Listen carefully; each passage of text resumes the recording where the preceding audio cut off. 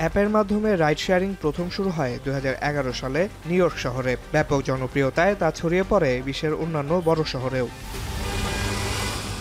ঢাকায় অ্যাপভিত্তিক ride sharing app চালু হয় আরও 5 বছর পর। 2016 সালে যাত্রী ও চালকদের জন্য সেই সেবা নিয়ে আসে বিশ্বখ্যাত রাইড শেয়ারিং কোম্পানি উবার। উবারের সাফল্যে এই বাজার ধরতে চলে আসে পাঠাও, ওভাই, পিকমি ও সহজের মতো দেশীয় রাইড শেয়ারিং অ্যাপ। ব্যস্ত ঢাকায় নগর জীবনের চলাচলকে সহজ ও স্বাচ্ছন্দ্যময় করার যে আশা নিয়ে এসেছিল রাইড শেয়ারিং, সেখানে হঠাৎই যেন ছন্দপতন। স্বল্প দূরত্বেও অতিরিক্ত ভাড়া, ডিজিটাল পেমেন্টে চালক গন্তব্য যেতে রাজি না হওয়ায় বেড়েছে বিপত্তি। আস্থা হারিয়ে ফেলেছেন যাত্রীরাও। অ্যাপস হয়তো ওয়েট করা লাগে, যাকে আমরা যার পছন্দ অনুযায়ী যে আসবে তার জন্য আবার অপেক্ষা করতে হবে।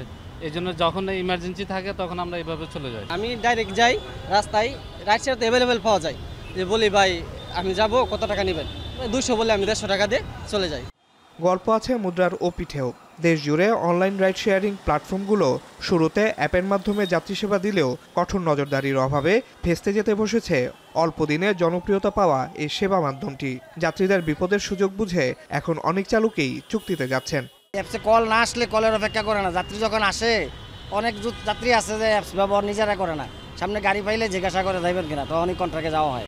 অ্যাপ বাদে চুক্তিভিত্তিক চলাচলে ট্র্যাকিংয়ের সুযোগ নেই, যা ঝুঁকিপূর্ণ হয়ে উঠেছে যাত্রী চালকের জন্য, যার আভাস মেলে সংবাদ শিরোনামে। ঢাকায় বহুদিনের সমস্যা সিএনজি চালিত অটোরিকশা ও ট্যাক্সি ক্যাব মিটারে না যাওয়া। এবার সেই সমস্যায় যুক্ত হয়েছে রাইড শেয়ারিংয়ে। তবে কেন অ্যাপে দেখানো ভাড়ায় যেতে চান না চালকরা? অ্যাপসে ভাড়া মারলে আমাদের খুব লস হয় আর কি।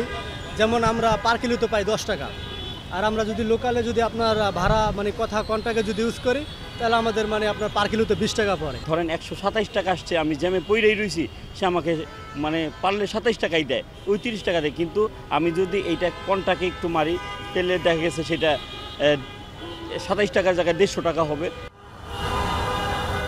রাইড শেয়ারিং নীতিমালা বাস্তবায়ন করে রাইড শেয়ারিং কোম্পানিগুলোকে আনা উচিত জবাবদিহিতার মধ্যে, না হলে এর সমাধান পাওয়া মুশকিল। যারা এটার দায়িত্ব নিয়ে আছেন তারা রাইড শেয়ারের সংজ্ঞাটা জানেন কিনা সন্দেহ। যদি জানতেন তাহলে কিন্তু দায়িত্বটা নিতেন, এবং সবচেয়ে বড় কথা হলো যারা দায়িত্বটা নিচ্ছেন না তারা আবার জবাবদিহিতার আওতায় আসছেন না।